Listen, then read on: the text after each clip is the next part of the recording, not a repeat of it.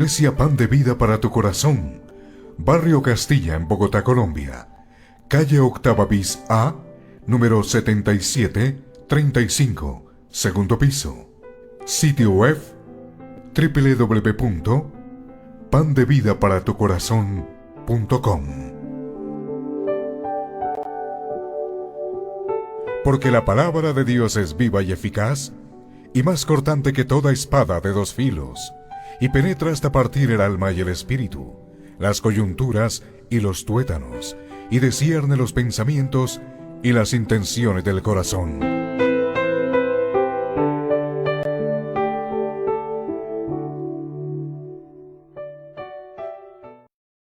Remanente escogido por gracia. El pasaje bíblico es Romanos capítulo 11, versículos 1 al 5.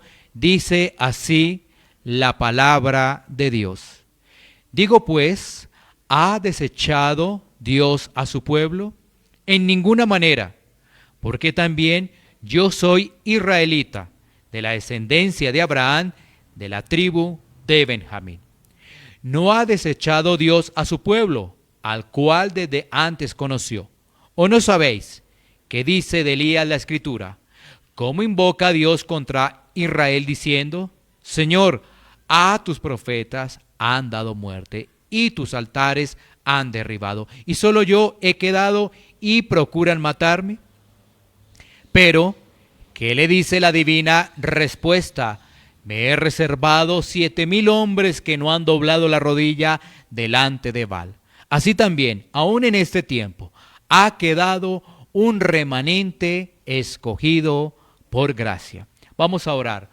Vamos a pedirle al Señor que podamos comprender este pasaje, que la iluminación de su Santo Espíritu nos permita aplicarlo. Bendito Dios y Padre Santo, te damos gracias, Señor, por la exposición de la palabra. Gracias, Señor, porque a través de tu palabra hay tesoros celestiales, hay sabiduría. Y como iglesia, Señor, anhelamos, Señor, esa sabiduría, Señor, para poderla vivir, para poderla aplicar. Señor, tú nos hablas de un remanente. Ayúdanos a entender realmente qué significa ello, Señor. Poderlo, Señor, tener presente en nuestras vidas, vivirlo, Señor. Gracias, Padre Santo, Señor. Necesitamos de ti la iluminación de tu Santo Espíritu, Señor. Ayúdanos a estar, Señor, concentrados, Señor, atentos, Señor, a tu palabra, que es sabiduría de lo alto. Y permite, Señor, al predicador, Señor, compartir tu palabra con reverencia, con temor, sin añadir ni quitar. En el nombre de Cristo Jesús te lo pedimos. Amén. Muy bien, vamos a continuar entonces con Romanos. Seguimos ahora Romanos capítulo 11. Iniciamos este nuevo capítulo de Romanos. Esta sección, debemos recordar, va del capítulo 9 al capítulo 11. Es una sección que se está hablando sobre que el plan de Dios no ha cambiado, sobre precisamente la justicia de Dios. Bueno, comencemos entonces el desarrollo de este capítulo 11, que se inicia con una pregunta que surge de la última parte del capítulo 10.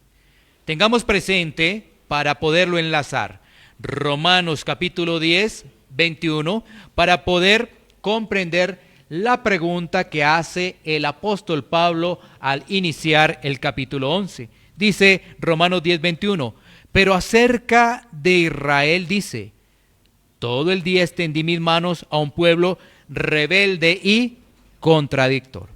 Con base a esa afirmación del apóstol Pablo, algunos podrían pensar, una vez más, ¿ha desechado Dios a su pueblo? Claro, porque lo que dice el versículo 21, como describe a Israel, le dice rebelde y contradictor. Entonces surge la pregunta: ¿qué ha pasado entonces con el pueblo de Dios? ¿Qué ha pasado con el pueblo de Israel? Precisamente en los siguientes versículos, el apóstol Pablo se dispone a contestar con varios argumentos esa inquietud, varios argumentos. Por ello vamos a dividir este sermón en 3 partes. La primera, Pablo como descendiente de Abraham. Pablo como descendiente de Abraham. La segunda, tomando el pasaje allí de Elías y los que no han doblado rodilla. Elías y los que no han doblado rodilla. Y finalmente nos vamos a concentrar en la palabra remanente, escogidos por gracia. 3 puntos. Pablo como descendiente de Abraham, Elías y los que no han doblado rodilla, y el remanente escogido por gracia. Comencemos entonces con el primer punto. Pablo como descendiente de Abraham.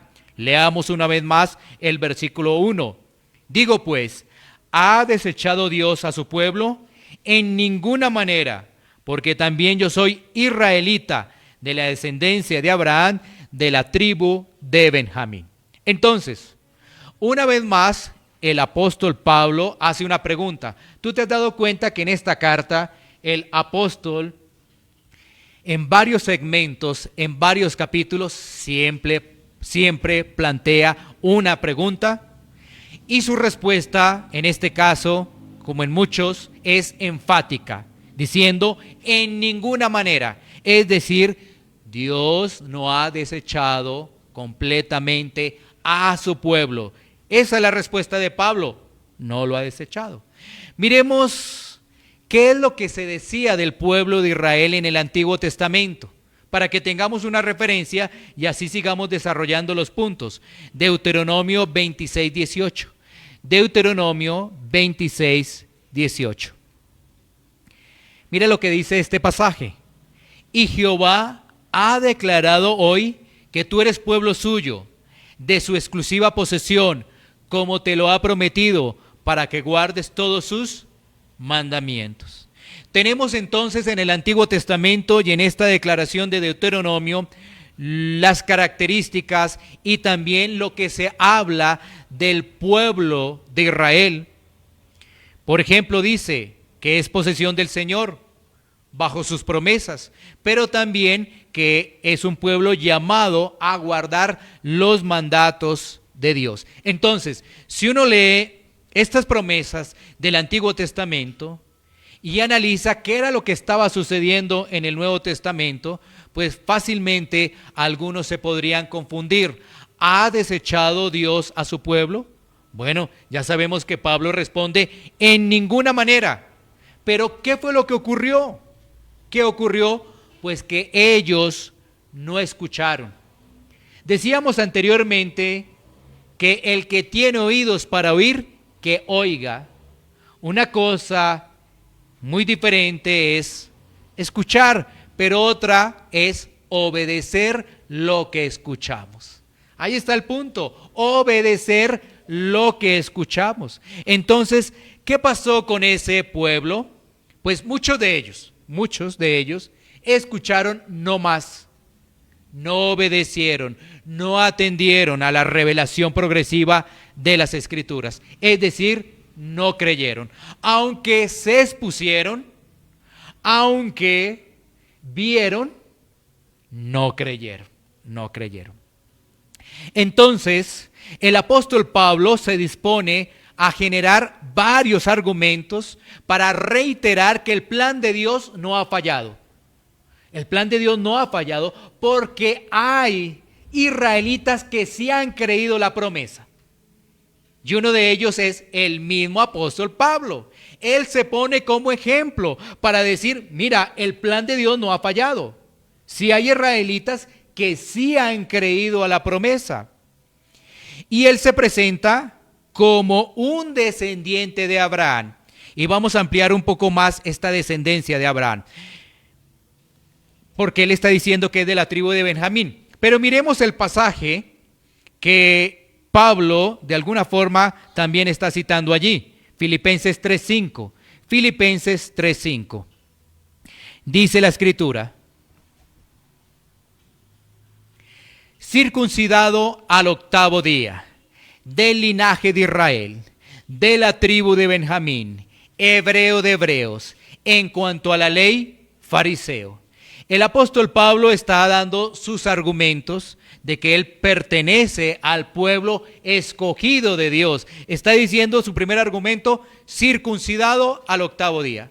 Recordemos que en el Antiguo Testamento nuestro Señor había ordenado que se circuncidaran los niños, los bebés, en este caso los bebés. También habla de la tribu de Benjamín. Y mira que el hablar de la tribu de Benjamín es algo muy particular, porque Benjamín fue el único hijo nacido de Jacob que nació en la tierra de la promesa. En este caso estamos hablando de Benjamín, ¿sí? Fue el único hijo de Jacob nacido en la tierra de la promesa. Eso, por supuesto, iba a generar más argumentos a esa descendencia. Recordemos que son 12 hijos, ¿no es cierto?, los descendientes de Jacob, y que el último fue Benjamín. Pero Benjamín nació en la tierra prometida. Por eso el apóstol Pablo realza dentro de ese argumento que él hace parte de la tribu de Benjamín, para que no quede duda ante los lectores de la carta. Ahora es muy importante entender lo siguiente: no todos los descendientes de Abraham pertenecen al reino de los cielos. Es que aquí está el punto. No todos los descendientes de Abraham pertenecen al reino de los cielos. ¿Por qué? Porque hay descendientes físicos, pero también hay descendientes espirituales. Pablo, para poderlo entender, hacía parte de la descendencia física y espiritual.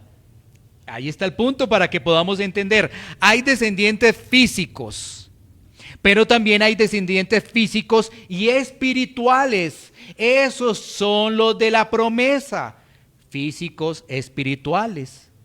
Ahí Pablo estaba haciendo referencia precisamente a que él es nacimiento físico y espiritual.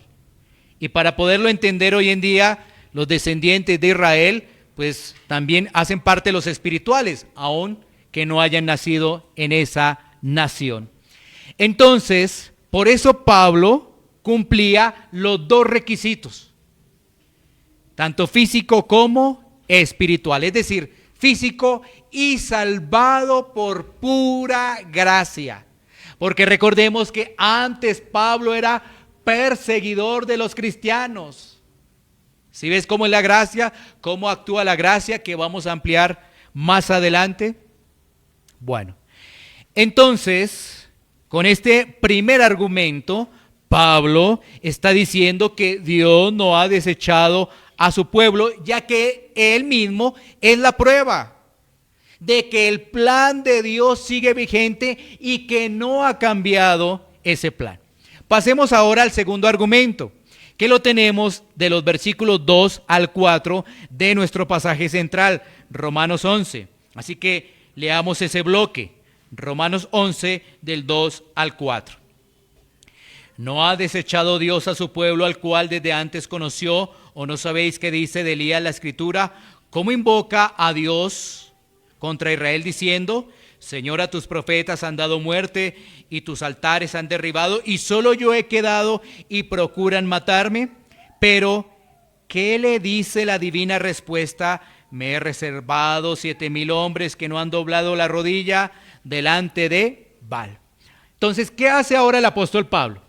Va a retomar una vez más el Antiguo Testamento para extractar las riquezas que tiene la palabra de Dios y poder generar argumentos a sus lectores. Y se va a posesionar en la historia en el campo de Elías y el rey Acab. Muy interesante. Vamos a mirar un poco el contexto, porque si no, no podríamos entender a qué está haciendo referencia allí el apóstol Pablo. Y quiero que miremos un momento Primera de Reyes 19:10 y vamos a mirar un contexto. Pero solamente tomemos Primera de Reyes 19:10 y yo les comparto el contexto. Bueno, entonces miremos qué dice Primera de Reyes 19:10. Él respondió: he sentido un vivo celo por Jehová, Dios de los ejércitos, porque los hijos de Israel han dejado tu pacto, han derribado tus altares y han matado a espada a tus profetas, y solo yo he quedado y me buscan para quitarme la vida. Miremos por qué Pablo cita este pasaje. Porque hay que mirar su contexto y qué es lo que estaba sucediendo en Israel en esos momentos. Para mirar el contexto, por supuesto, tenemos que tomar desde Primera de Reyes 16 en adelante. Y tenemos que decir lo siguiente. El pueblo de Israel había entrado en una gran apostasía. Estoy hablando del contexto. Una gran apostasía. Y el rey de ese momento era Acab. Este rey ejerció su poder por cerca de 22 años. ¿Cuál era la situación de ese rey?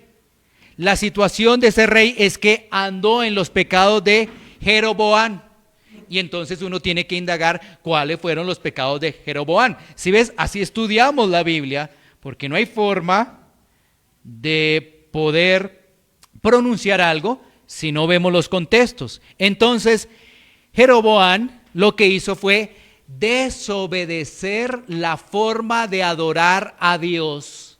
Mira, tan importante es el adorar a Dios y no hacernos bajo nuestros propios lineamientos, sino bajo lo que la Escritura nos ha dejado. Entonces, Jeroboam lo que hizo fue desobedecer la forma de adorar a Dios. Ahora, recuerda que estaba apareciendo Jeroboam cuando el reino se divide, el reino del norte y el reino del sur. Entonces, pues ahí está también el hijo de Salomón, que es Roboam, si no estoy mal, si la memoria no me falla. Y está también Jeroboam. Y entonces, ¿qué ocurre? Este Jeroboam, pues va básicamente a dirigir a las otras 10 tribus a que adoren en otros lugares no instituidos por Dios. Entonces el pueblo se desenfrena. Entonces el pueblo hace lo que le place. Y así, pues se acrecentó la división entre los reinos del norte y el sur. Bueno, Acán también tomó por mujer a Jezabel. Jezabel era hija del rey de los Sidonios, y además Acán sirvió y adoró a Baal. Este dios Baal tenía unas características. Era el dios de la fertilidad y el dios también de las cosechas. Y hacía referencia también a la lluvia, ¿no? Este dios Baal. ¿Qué hace Acán? Ponte en ese contexto. Está sirviendo, está adorando. No solamente le sirve, es decir, le obedece, pero también le adora a Baal, ese rey. Estoy hablando de ese rey de Israel. Está adorando a otro rey diferente a Dios. Además, este rey, ¿qué hace? Se casó con Jezabel. Nada que ver con los israelitas o con las mujeres que estaban allí en Israel, sino se casó, en este caso, con una persona extranjera que tenía otra cultura y tenía otras formas de adorar a otros dioses, no al verdadero. Frente a ello, ¿cuál es la respuesta de Dios? La respuesta de Dios para el pueblo de Israel es sequía. No va a llover. Porque date cuenta, era un pueblo desobediente. Era un pueblo que estaba siguiendo, era a Baal. ¿Sí? Estaba siguiendo a esos dioses. Sin duda una fuerte apostasía para el pueblo. Entonces no llovió durante ¿cuánto tiempo? Un espacio de 3 años y 6 meses. No llovió. ¿Qué estaba demostrando esa sequía? Que ese Dios de figuras humanas no servía para nada. Eso es lo que demostró básicamente. Porque si ellos estaban adorando a ese Dios, que es el Dios de la cosecha, de la fertilidad, y estaban en sequía el pueblo de Israel, ¿dónde estaba entonces ese Dios? Por eso es que ahí está el protagonismo de Elías. ¿Qué está haciendo Elías? Elías, por medio del poder de Dios, pues entonces viene también la lluvia, pero él derrota a estos seguidores de Baal, ¿sí? Y entonces, ¿qué hace Jezabel? Se levanta y desea matar a Elías. Ese es todo el contexto, esa es más o menos la historia. A lo cual, pues, el profeta responde lo que nosotros vimos, ¿no?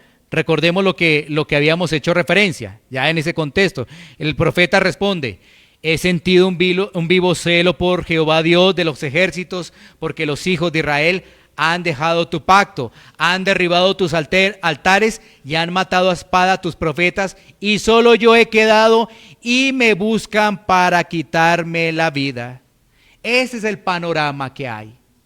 Apostasía. Ahora, si miramos un poco, el tiempo en el cual estamos viviendo es muy parecido, porque la apostasía de las iglesias es muy grande, muy grande. Es bastante la apostasía. Y el profeta pues dice, si ves, derribaron tus altares, pues para adorar a Baal, han matado a todos los profetas a espada y solamente he quedado yo.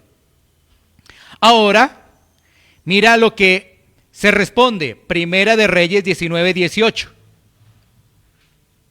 La respuesta de Dios: y yo haré que queden en Israel 7,000 cuyas rodillas no se doblaron ante Baal y cuyas bocas no lo besaron. Elías estaba un poco equivocado, él pensaba que él era el único que había quedado, él era el único que tenía celo por las cosas de Dios. Pero Dios le dice, no, hay reservados 7,000. Y mira esta expresión, que no doblaron ante Baal sus rodillas, ¿sí? Que no le adoran, que no le sirven, que no le obedecen.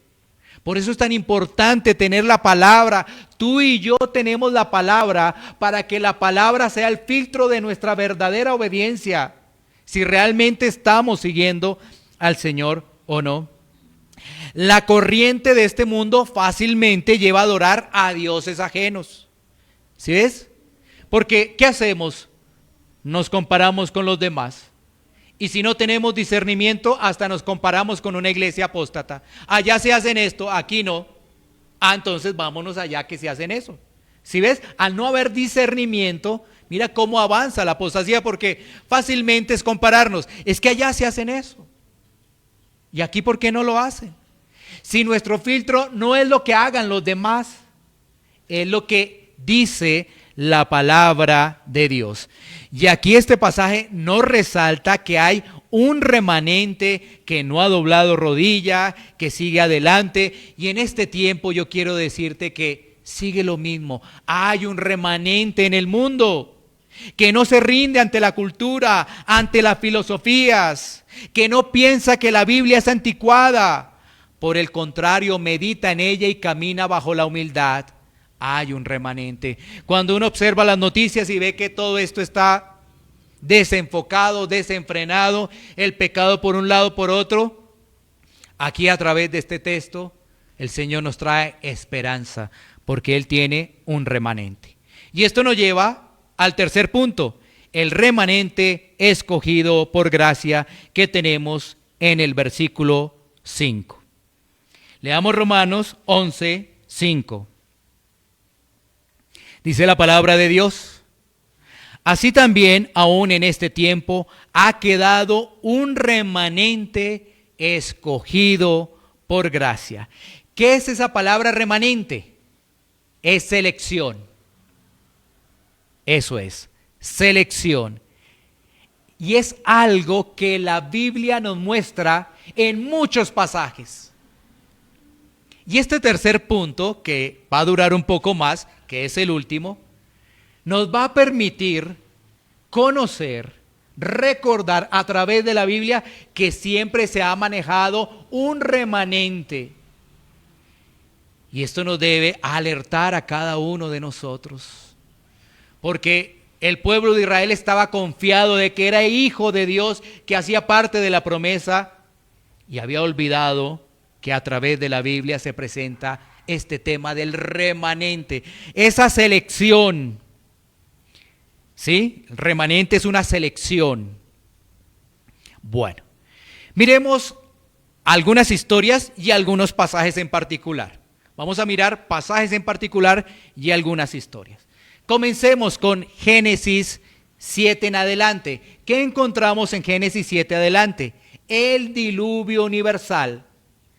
Cuando tú lees la historia de lo que sucedió con Noé, te vas a dar cuenta que por pura gracia el Señor salvó a un remanente, hizo una selección. ¿Cuál fue? La familia de Noé. ¿Qué pasó con los otros? No estaban dentro de esa barca. Así que ya te puedes dar cuenta que iniciando la Biblia en Génesis encontramos la doctrina de la selección del remanente, que la vamos a seguir viendo en otros pasajes. Por ejemplo, en Génesis, capítulo 19, versículo 29, ¿de qué nos está hablando las Escrituras? De los tiempos de Lot. Y tú vas a ver que allí aparecen unas ciudades, Sodoma y Gomorra. Pero también vas a analizar, según el contexto, que el Señor salvó a Lot y a sus hijas. Un remanente, una selección. ¿Qué pasó con esas ciudades? Quedaron destruidas. ¿Sí? Dios extendió misericordia. ¿Sobre quién? Lot y sus hijas.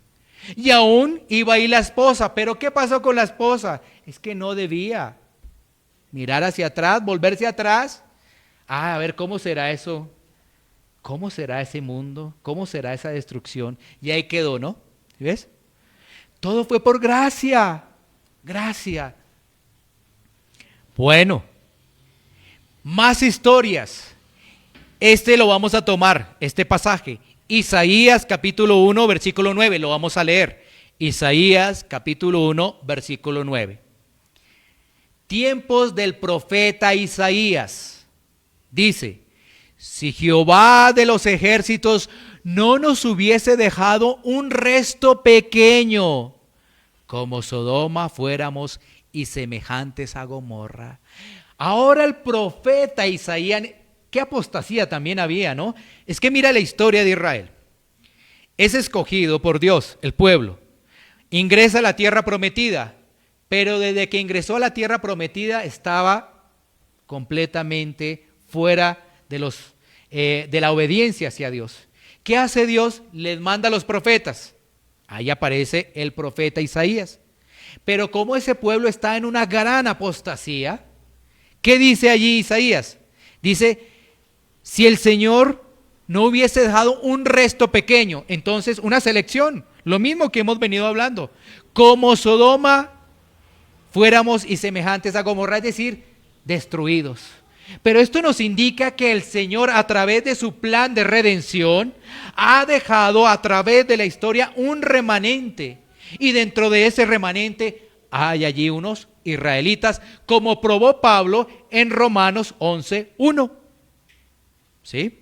Bueno. Ahora pasemos al Nuevo Testamento, porque uno diría: y bueno, ¿y en el Nuevo Testamento qué hay? Pues miremos qué dice Mateo 22:14. Mateo 22:14. Mira lo que nos dice allí las Escrituras. También muy interesante para que nos pueda ayudar a tener más argumentos bíblicos. Porque muchos son llamados y pocos escogidos. Pareciera que esta doctrina del remanente fuera nueva, pero nos estamos dando cuenta que no es nueva, que dentro del plan de Dios está establecido así, que muchos son los que oyen, pero no todos obedecen. No todos obedecen la palabra de Dios. Por el contrario, sus corazones antes se endurecen más. Sus corazones antes muestran más soberbia, orgullo. También vemos el contexto que nos presenta Mateo 13, ya lo vimos hace 8 días, de la parábola del sembrador. 4 tipos de tierras y solamente una fértil. Ahí nos está demostrando una proporción más alta de los que no obedecen con respecto a los que obedecen, porque son 4 tipos de tierras y solamente una tierra fértil. ¿Qué quiere decir? Que los otros 3 tipos de tierra realmente no obedecieron, aunque si vemos el contexto de la parábola pareciera, pero vienen los afanes del mundo, las riquezas, el desánimo, pero pareciera. Por eso el mundo está tan contaminado y piensa que todos se van a salvar, pareciera, pero cuando vemos la realidad decimos, esto está complejo, ¿sí? Esto está complejo. Así que mira, todos estos pasajes que hemos hecho referencia, tanto del Antiguo como del Nuevo Testamento, nos hacen ver lo siguiente, que esa elección o selección, porque también la podemos llamar con este término teológico, la elección de Dios está basada es en la gracia de Dios. Porque como vimos al principio, el apóstol Pablo hacía parte de la tribu de Benjamín, hebreo de hebreos, como dice ahí Filipenses, circuncidado al 8º día. ¿Pero qué era Pablo? Cuando tú ves lo que nos relata el libro de Hechos de los Apóstoles, nos dice que era un perseguidor de cristianos. Además que consentía la muerte de ellos. Estaba a favor de que los mataran, de que los asesinaran. Mira, así que esa elección es por gracia. No es porque haya un mérito. No. Lo mismo vemos en Noé, vemos en Lot, vemos en ese remanente cuando está el profeta Isaías. Es por gracia. ¿Qué es la gracia? Vamos a ampliarlo más adelante. Pero mira, es poder entender que todos merecemos el infierno. Es poderlo entender. Que todos merecemos el infierno. Y que Dios nos ha escogido. ¿Sí? Vamos a ampliar en el próximo sermón este tema de la gracia, porque si tú te das cuenta, a partir del versículo 6 se enfatiza entre las obras y la gracia, otra sección que irá hasta el versículo 10. Pero para poder ingresar un poco este tema y que nuestros corazones sean alentados para la próxima, tengamos en cuenta de que la gracia es tener presente que todos merecíamos el infierno. Dejémoslo hasta ahí. Obviamente sabemos que gracia es un regalo inmerecido, ¿sí? Pero vayamos por partes. Todos merecíamos el infierno, todos.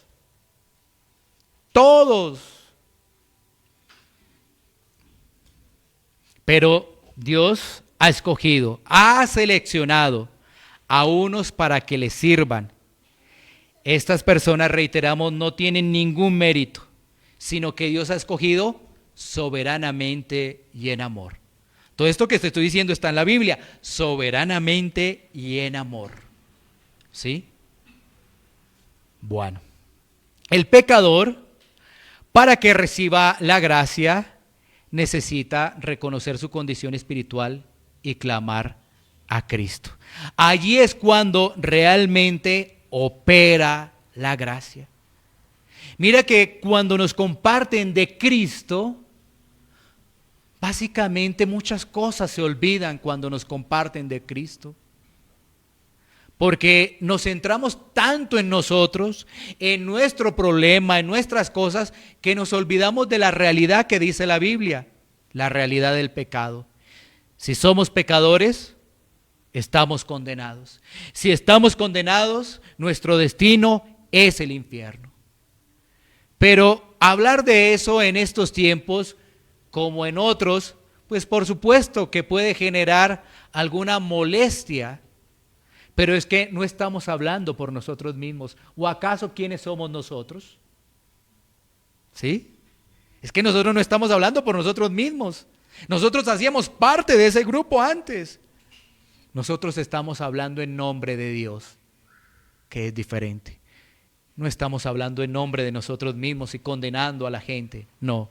Sino replicando, anunciando lo que dice las Escrituras.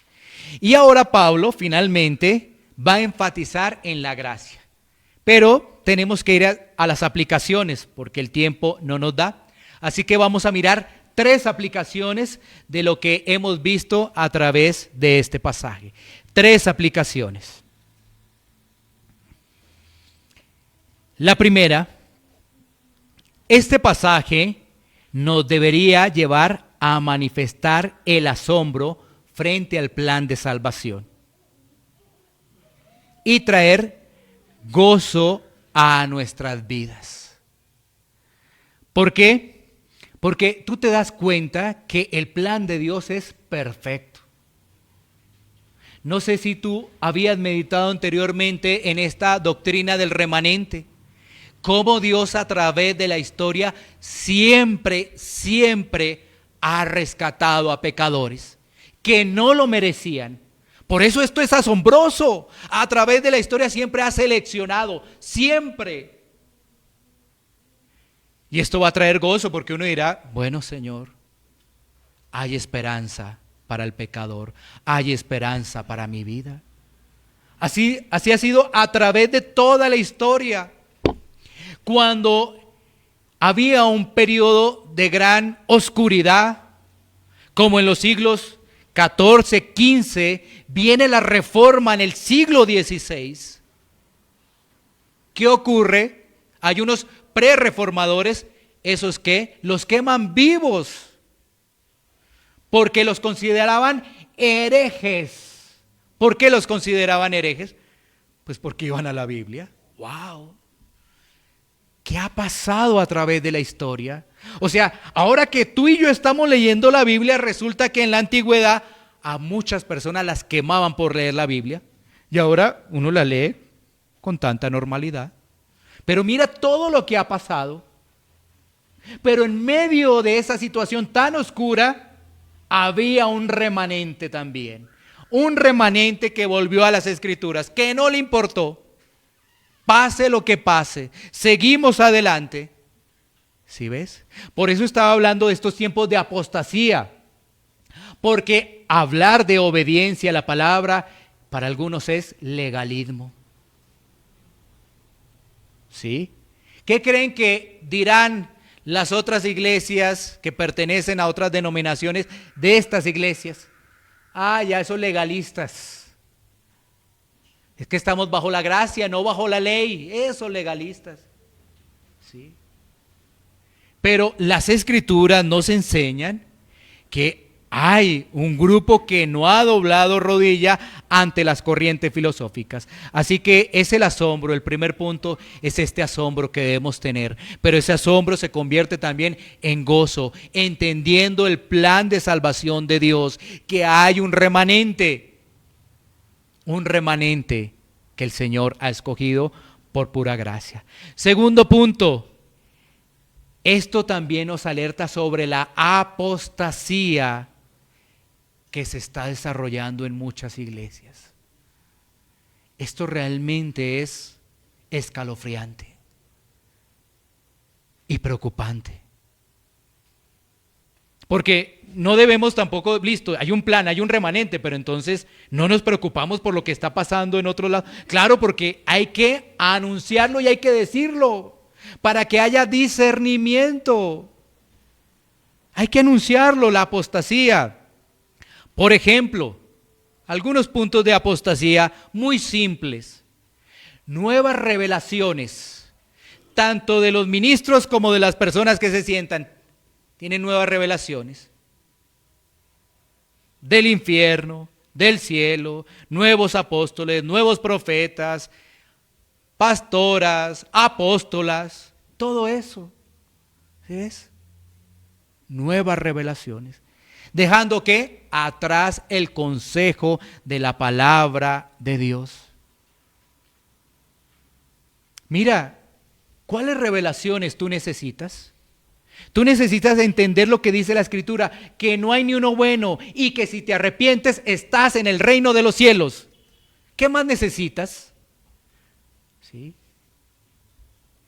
Que si tal presidente está ardiendo en el infierno, que si tal papa está ardiendo en el infierno, ¿necesitas saber eso? Mira, si ves cómo ha crecido la apostasía. Otros fenómenos de apostasía. Se ha dejado atrás la palabra de Dios para traer entretenimiento a las iglesias. Conciertos, obras de teatro, testimonios van y testimonios vienen. ¿Y dónde ha quedado la palabra de Dios? ¿Sí es? Hoy en día son conciertos, música, danzas, todas esas cosas. ¿Y qué necesita escuchar el pueblo? Necesita escuchar una vez más Salmos capítulo 14, versículo 1. ¿Qué dice el salmista? Dice, el necio en su corazón, no hay Dios. ¿Sí? Se han corrompido, hacen obras abominables. Todos están desviados. ¿Sí ves? Es lo mismo que cita el apóstol Pablo en Romanos capítulo 3, versículos 10 en adelante. Es lo mismo. ¿Y qué necesita escuchar la iglesia? Eso y ser edificada a través de eso. Eso es lo que necesita, no más.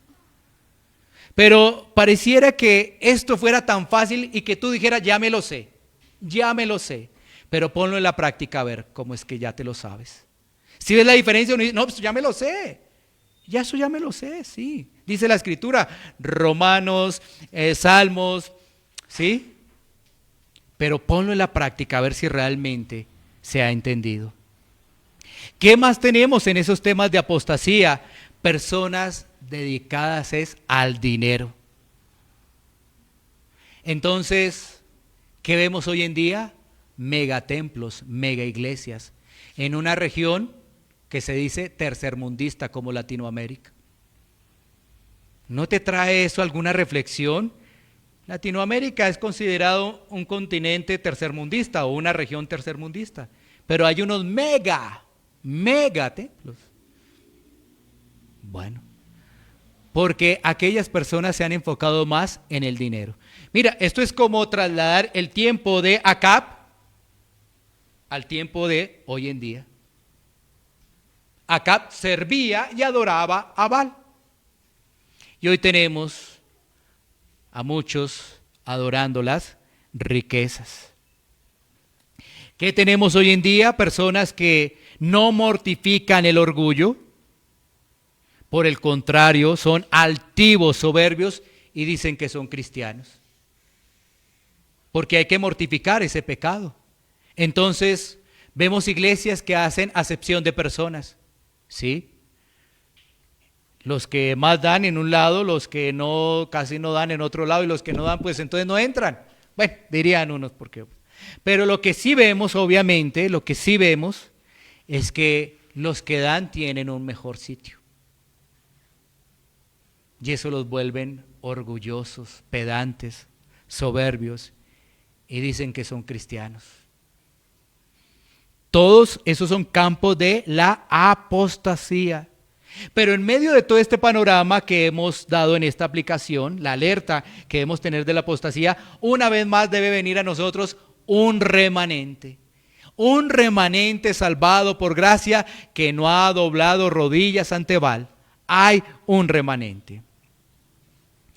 Tercer punto de esta aplicación, si el Señor nos ha llamado, no es para jactarnos, sino para caminar en humildad.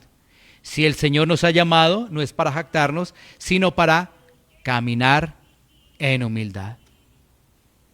Esto nos demuestra la grandeza de Dios y la pequeñez de nosotros. Y más bien sigamos anunciando el Evangelio, recordando que la salvación es por gracia. Porque ahí vemos realmente si entendemos estos pasajes.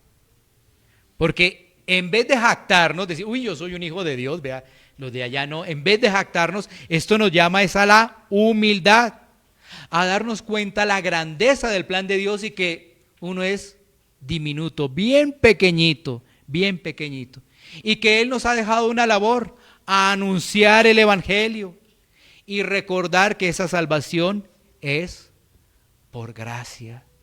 Esa salvación es por gracia. Y algo adicional, mira que se nos está hablando de un remanente, de una elección, de una selección. Deberíamos reflexionar si hacemos parte de esa selección. Ya te diste cuenta que la salvación no son todos. A través de la historia ha ocurrido así. Y tú dirás, ay, ¿cómo así? ¿Dios no va a salvar a todos? Pero es que si todos somos pecadores, no hay ni uno bueno, todos hacen obras bajo su orgullo, ¿sí? Entonces, ¿cuál sería la retribución normal de Dios para todos los pecadores destituidos de Dios? ¿Sí? Porque estamos hablando de que Dios es justo. Ese es un atributo, una perfección de Dios. Y ahí es cuando entra la gracia. En medio de, digamos, de que no hay ni uno justo, en medio de todo eso, ahí viene soberanamente la gracia de Dios, que es en amor, a seleccionar y salvarlos. ¿Y para qué los salva? Para darle la gloria y para que le sirvan. Entonces, como esta es la última partecita, ya sabes que hay un remanente, pero debería uno analizar que el remanente es el que le sirve a Dios, no es el que dice, sí, yo soy un remanente y se queda sin nada. Qué delicado es quedar uno por fuera realmente. Pero uno, ¿cómo sabe que hace parte de ese remanente? Porque uno, como Acab, pero Acab estaba al contrario, ¿no? Adoraba y servía. Es lo mismo. ¿Cómo nosotros sabemos que somos hijos de Dios? Cuando le adoramos y le servimos al Rey de Reyes, adorar y servir. Venimos a adorarle, a como Él ha estipulado en su palabra, y le servimos porque Él nos rescató. Hoy en día muchas iglesias luchan por eso, pero es que en muchas el Señor todavía no ha rescatado y no sabemos si va a rescatar a esas personas. Entonces vemos con esos comportamientos indebidos, vemos todavía el amor a la codicia, vemos todavía problemas allí de otras características. ¿Qué nos queda? Seguir clamando al Señor por su misericordia y que su gracia siga extendiéndose y que se siga cumpliendo el plan soberano de Dios, que se va a cumplir, pero nosotros diciendo, Señor, es tu plan soberano, que se siga cumpliendo, porque ese es tu plan. Vamos a tomar entonces un tiempo para poder orar, no olvidando. Iglesia Pan de Vida para tu Corazón, Barrio Castilla, en Bogotá, Colombia. Calle Octava bis A, número 7735, segundo piso. Sitio web www.pandevidaparatucorazon.com. Porque la palabra de Dios es viva y eficaz, y más cortante que toda espada de dos filos, y penetra hasta partir el alma y el